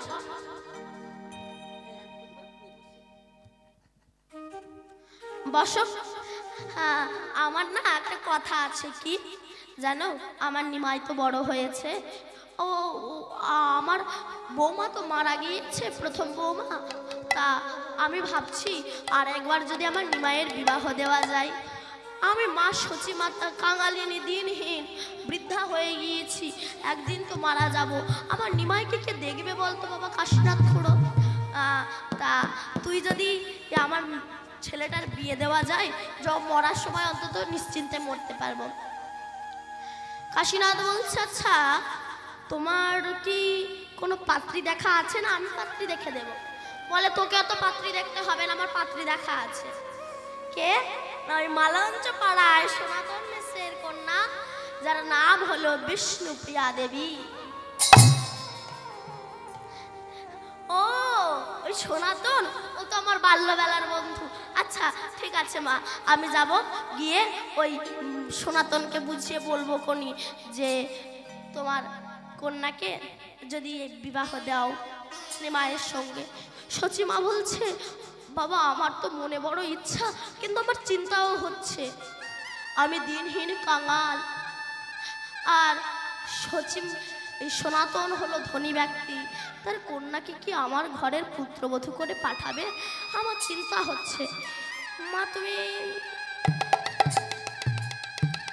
কষ্ট পেও না, আমি দেখি সনাতনকে গিয়ে বুঝিয়ে শুনিয়ে। যা বাবা, একবার দেখ যদি সনাতন বুঝতে পারে। আচ্ছা দেখ তো বাবা, আমার নিমাই বিষ্ণুপ্রিয়ার কোনো শুভ তিথি আছে কিনা বিবাহের। তখন কাশীনাথ ঘটক পাঁজি খুলে দেখছে, কি নিমাই বিষ্ণুপ্রিয়ার শুভ বিবাহের শুভ যোগ নেই। বলল, মা নিমাই বিবাহের তো কোনো শুভ যোগ নেই বিবাহের। দেখ না বাবা, আমার বড় ইচ্ছা বিষ্ণুপ্রিয়াকে ঘরের পুত্রবধূ করে পাবো, দেখ না বাবা, একবার দেখ। কাশীনাথ ঘটক বলছে, মা আমি সেই ছোট হতে এই ঘটকের কাজ করে আসছি, মানে ঘটকালি করে আসছি। আমি নিমাই বিষ্ণুপ্রিয়ার বিবাহ দেওয়ার পরে এটাই আমার শেষ ঘটকালি, আমি আর ঘটকালি করব না, আমি বৃন্দাবনের পথে চলে যাব। সচিমাতা বলল, তাই হবে, তা তুই যা সনাতনকে গিয়ে একটু বোঝা। তখন সনাতনের বাড়িতে কাশীনাথ ঘটক গিয়েছে, গিয়ে ডাক দিয়েছে, সনাতন, ও সনাতন। এখন সনাতনের ছেলে, সে না একটু হ্যাংলা টাইপের, মানে বোকা, তার নাম হলো যাদব। সনাতন যাদবকে বলছে, যাদব যা তো গিয়ে বল বাবা বাড়িতে নেই, ঠিক আছে? যাদব তখন কাশীনাথ ঘটকের কাছে এসে বলছে, কাশীনাথ ঘটক,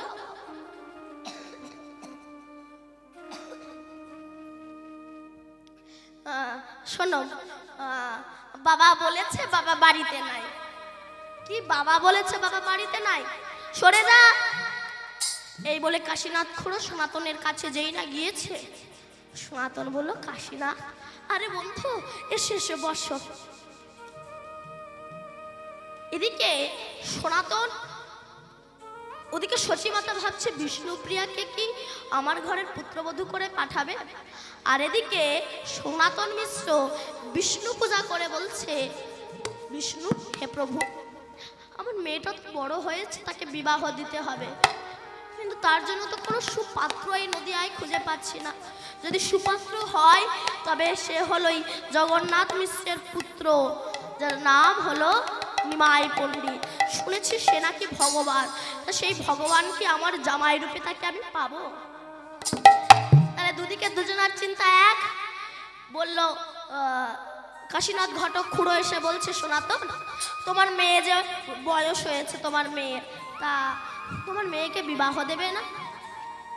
সনাতন বলছে, বিবাহ তো দেব, কিন্তু কোনো সুপাত্র তো আমি খুঁজে পাচ্ছি না, কোনো সুপাত্র আমি খুঁজে পাচ্ছি না যে তার সঙ্গে আমার নিমাইয়ের বিবাহ দেব। সনাতনে কথা শুনে কাশীনাথ খুড়ো বলছে, ঠিক আছে, তবে আমি সম্বন্ধ এনেছি, তার সঙ্গে তোমার মেয়ের বিয়ে দিয়ে দেবো। কি? আমি তাকে দেখলাম না, আমি মেয়ের বাবা হয়ে ছেলের পরিচয়ই জানলাম না, আর আমি তাকে তার হাতে আমার মেয়েকে তুলে দেব? অমন হবে না।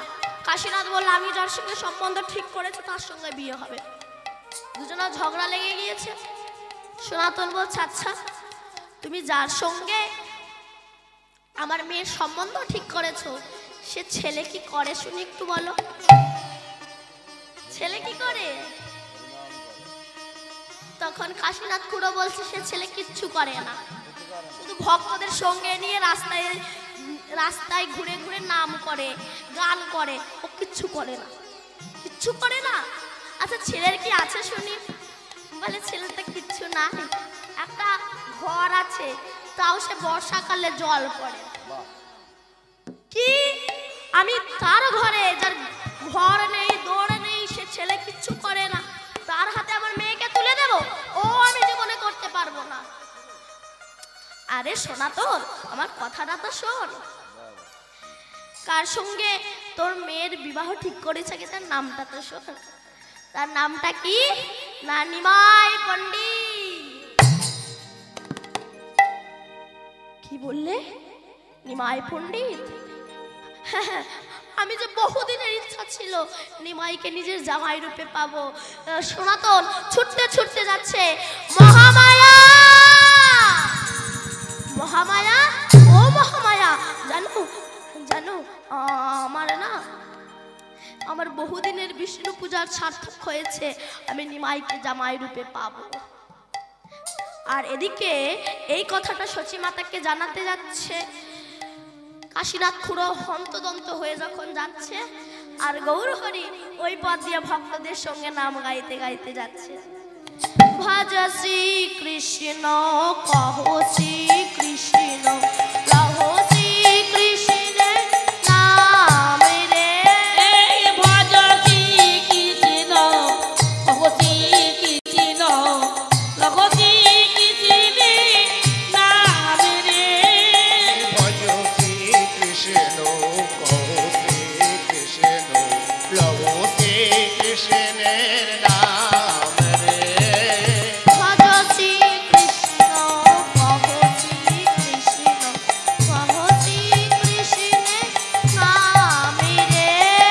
ভজ শ্রী কৃষ্ণ, কহ শ্রী কৃষ্ণ, লহ শ্রী কৃষ্ণের নাম রে।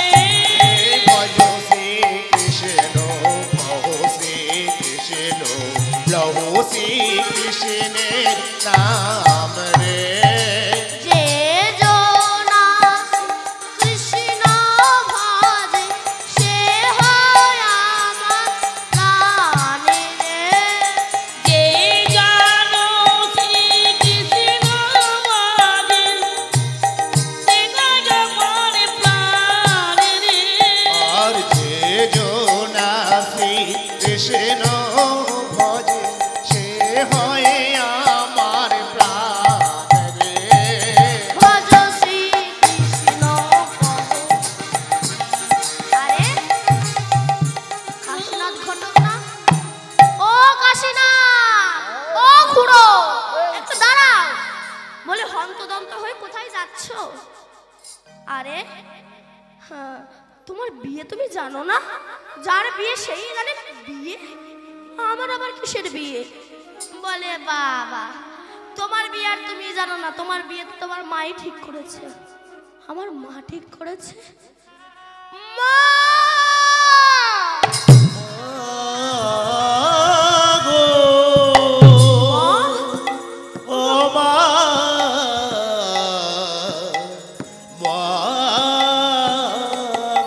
মা, তুমি আমার বিবাহ ঠিক করেছো?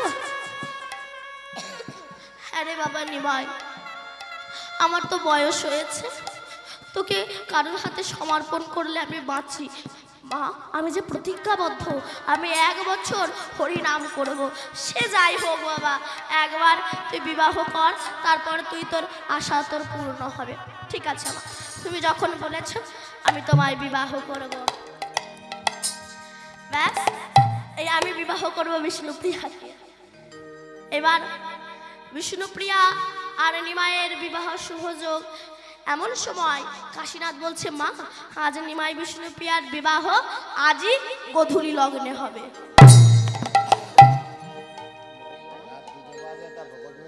ওই বিষ্ণুপ্রিয়া, উঠে যাও। বিষ্ণুপ্রিয়া কে বলছে, এই সচিমাতাকে বলছে, মা আজই গোধূলি লগ্নে বিবাহ দিতে হবে। গোধূলি লগ্নে? আরে আমার বাড়িতে না চাল না ডাল আছে, আমি আজকে কি খাবো সেটাই তো নেই, আর বিবাহ দিতে হলে কত খরচ, কত অতিথি আসবে, আমি কি করব? এমন সময় শাস্ত্রে বলছে ভাবছো বসে চলবে কিসে, তুমি ভাববার কে? ভাববার যিনি ভাবছেন বসে শুধু তুমি ভাবো তাকে। এমন সময় ওখানকার রাজা বুদ্ধিমন্ত খা হাতির পিঠে করে সচিমায়ের দরবারে এসে দাঁড়িয়েছে। আর ওই হাতির গলায় ঘন্টা ঝুলছে দেখে ঈশান বলছে, মা ও মা, হাতির গলায় ঘন্টা, নাচে আমার মনটা। গলায় ঘন্টা নাচে আমার মনটা, ওই হাতির গলায় ঘন্টা নাচে আমার মনটা, হাতির গলায় ঘন্টা নাচে আমার মনটা, হাতির গলায় ঘন্টা নাচে আমার মনটা, হাতির গলায় ঘন্টা নাচে আমার মনটা। হাতি চেপে চেপে এলো বুদ্ধিমন্ত খা, আর ওই হাতির পিঠে চড়ে এলো বুদ্ধিমন্ত খা, হাতির পিঠে চড়ে এলো বুদ্ধিমন্ত খা। বুদ্ধিমন্ত খা নেমে মাকে প্রণাম করে বলছে, মা আমার বহুদিনের ইচ্ছা ছিল নিমাই বিষ্ণুপ্রিয়ার বিবাহ দেওয়া, তাই এই বিবাহের সমস্ত দায়ভার আমি গ্রহণ করলাম। এইবার যারা গরিব কাঙাল তারা কাঁদছে কেন যে আমরা তো ভালো পোশাক নেই, আমরা কিভাবে কি পরে নিমাইয়ের বিয়েতে যাব। নিমাই বললেন, আমার বিয়েতে কেউ হাসবে কেউ কাঁদবে তা হবে না।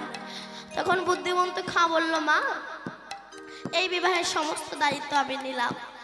আর নদিয়াবাসীর সমস্ত কিছু দান করলেন, গহনাগাটি দান করলেন, যে বিষ্ণুপ্রিয়ার নিমাই পণ্ডিতের বিবাহ হবে। এইবার সচিমা বলল, তাহলে নিমন্ত্রণ করতে হবে তো সমস্ত পাড়া প্রতিবেশীকে। এইবার সবাই গিয়ে পাড়া প্রতিবেশীকে নিমন্ত্রণ করছে। শোনো শোনো শোনো শোনো, শুনুন শুনুন নদেবাসী শুনুন দিয়া শুনুন নদেবাসী শুনুন দিয়া মন, শুনুন শুনুন নদেবাসী শুনুন দিয়া নদেবাসী শুনুন দিয়া আর শুনুন নদেবাসী শুনুন দিয়া মন। মহাপ্রভুর বিবাহেতে সবার নিমন্ত্রণ, মহাপ্রভুর বিবাহেতে সবার নিমন্ত্রণ, শুনুন নদেবাসী শুনুন দোকানদার ভাই, মহাপ্রভুর বিবাহেতে সবার যাওয়া চাই, মহাপ্রভুর বিবাহেতে সবার যাওয়া চাই, মহাপ্রভুর বিবাহেতে সবার যাওয়া চাই। এইবার সবাই আসবে। এইবার নিমাই পণ্ডিতকে নিয়ে সবাই মিলে এবার জল সাধতে যাবে। কেমন? জয় রাধে। জল সাধতে যাবে। এবার যে যার মতো আনন্দ করতে করতে যাচ্ছে। কেউ উঠে আসবে, আসুন বিজোড়ে যেতে হবে। 3 জন নাই 5 জন, আপনারা উঠে আসুন। ঠিক আছে মায়েরা যদি না তুমি একাই যাই, চলো অসুবিধা নেই। জয় রাধে। ঠান্ডার সময় এখন পুকুরে নামা যাবে না। চলেছেন জল সাধতে। কেমন? জল সাধন মঙ্গল আরে ও আরে ও আরে ও, সাধন মঙ্গল আরে গো আরে গো আরে গো, জল সাধনে মঙ্গল আরে ও আরে ও আরে ও আরে ও, জল সাধনে মঙ্গল আরে ও আরে ও আরে ও। এদিকে যখন বলতে বলতে যাচ্ছে সবাই, আর এদিকে দেখবেন আগেকার দিনে জল সাধনের সময় মুখে মুখে গানে গানে তর্ক হতো, তাই সবাই বলছে আমাদের বিষ্ণু প্রিয়া রূপবতী, আমাদের বিষ্ণুপ্রিয়া রূপবতী, আমাদের বিষ্ণু প্রিয়া রূপবতী, আমাদের বিষ্ণু প্রিয়া রূপবতী, আমাদের বিষ্ণুপ্রিয়া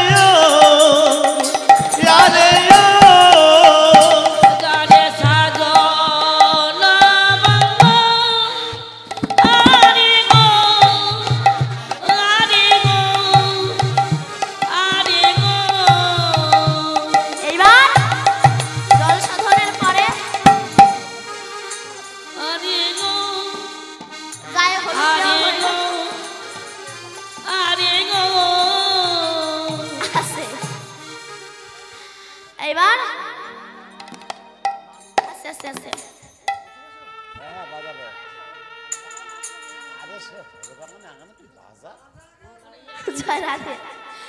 তা এবার জল সাধনের পরে গৌরহরিকে সুন্দর করে সাজাতে হবে। তো গৌরহরিকে সাজালে কি করে?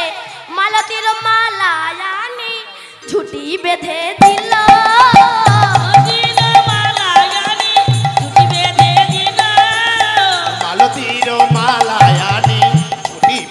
দিল, মালতীর মালায়ানি ঝুটি বেঁধে দিল,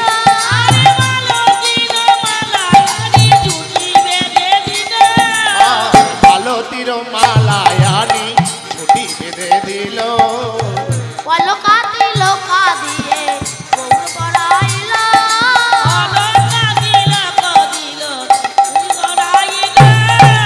অলকা তিলকা গোরা পড়াইল। এবার গৌরহরিকে নুপুর পরিয়েছেন। চরণে যখন নুপুর পরিয়েছে, নুপুর বাজছে।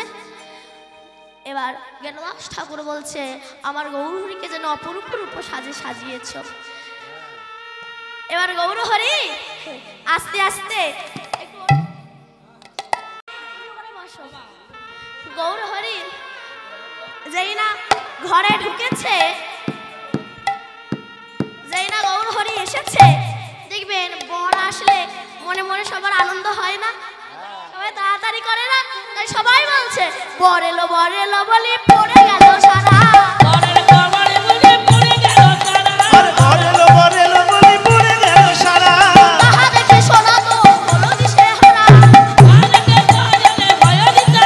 আর তাহা দেখি সনাতন হলো দিশেহারা, তাহা দেখে শোনা তোর হলো দিশেহারা।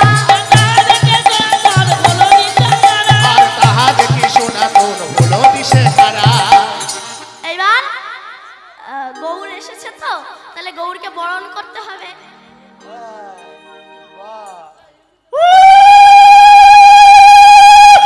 নিজের মেয়েকে নিজে উঠতে নিচ্ছ।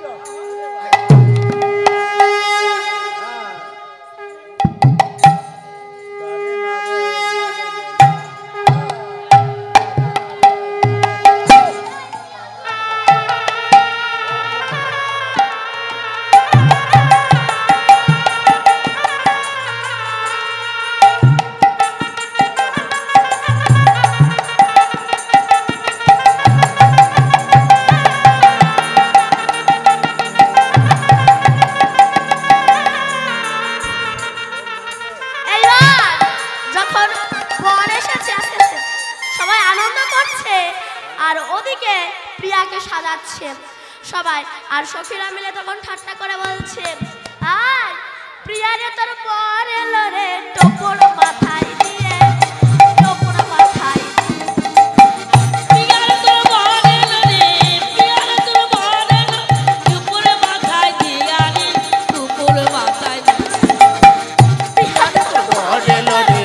প্রিয়া রে তোর বরেলো রে, টোপর মাথায় দিয়া রে, টোপর মাথায় দিয়া। কোন দেবতার করলে পূজা পালি এমন বর, ওই কোন দেবতার করলি পূজা পেলি এমন বর, আমরাও তাকে পূজা করব, পাবো গৌর সুন্দর। পাবো গৌর সুন্দর। প্রিয়া রে তোর বর এলো রে, প্রিয়া রে তোর বরেলো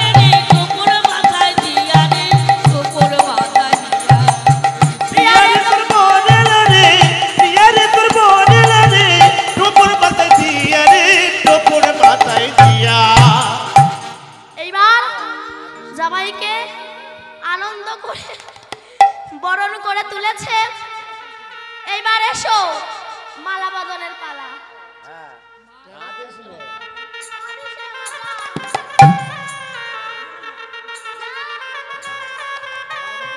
হ্যাঁ, ওটা বন্ধ করো, বিয়েটা করে নাও। এইবার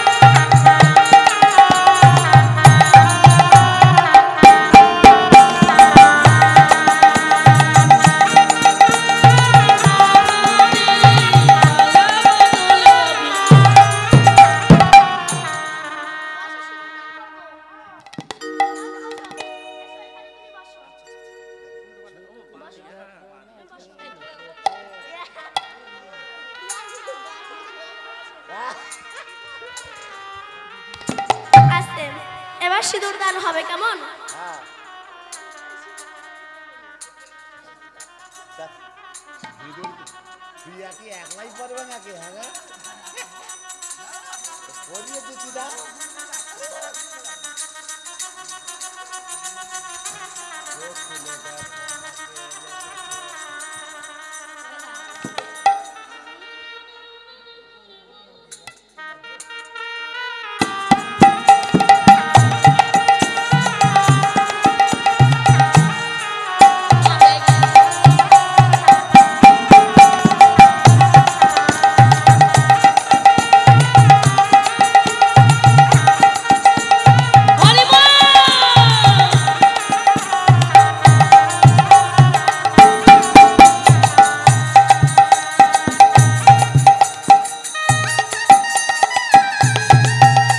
এবার বিষ্ণুপুর করতে হবে তো।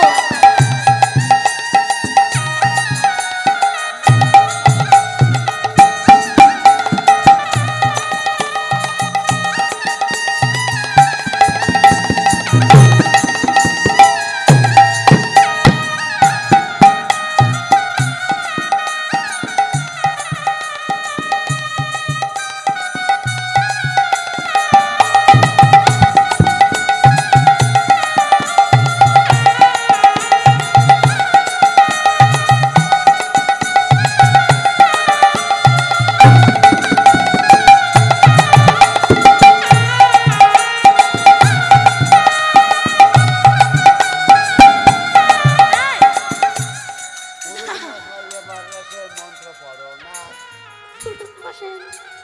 জয় রাধে। এবার নিমাই বিষ্ণুপ্রিয়ার বিবাহ দেওয়ার পর মা মহামায়া বিষ্ণুপ্রিয়াকে বলছে, প্রিয়া শোন, তোকে আমি যে শিক্ষা দিয়েছি,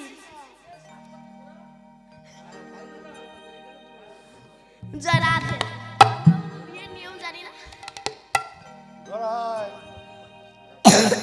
ওরে বাবা রে যাও, হাত পা ধরে নাও। হ্যাঁ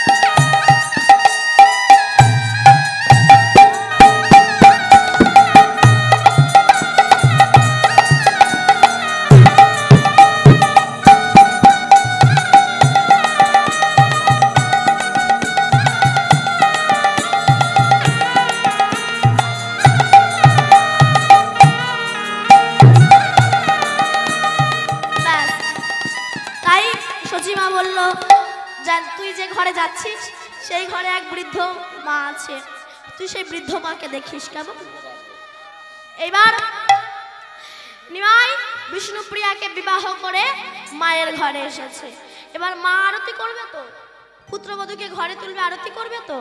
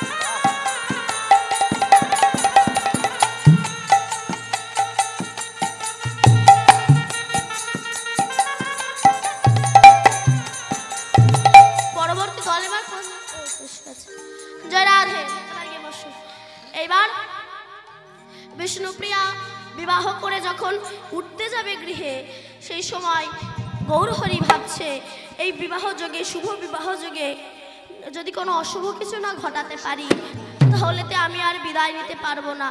তাই উঠতে গিয়ে গৌরহরির পায়ে ধাক্কা লেগে গোবিন্দ এই বিষ্ণুপ্রিয়া পড়ে গিয়ে বিষ্ণুপ্রিয়ার পাটা কেটে গিয়েছে। যেই পাটা কেটে গিয়েছে সেই সময় বিষ্ণুপ্রিয়া বলছে, মা আমি যে বড় আশা করে এসেছিলাম, টোপরটা খোলো, আশা করে এসেছিলাম যে আমি যাব, অনেক আনন্দ করে শ্বশুর বাড়ি উঠবো, কিন্তু উঠতেই আমার পায়ে যে অমঙ্গলের ছায়া। মাই বলল, তুমি কষ্ট পেও না প্রিয়া, আমি যখন আছি তোমার কিছু হবে না। এইবার বিষ্ণুপ্রিয়াকে সঙ্গে করে নিয়ে আমার গোবিন্দ ফুলসজ্জার খাটে গিয়ে বসলেন। ভক্তরা সবাই মিলে উলুধ্বনি হরধ্বনি করতে লাগলেন।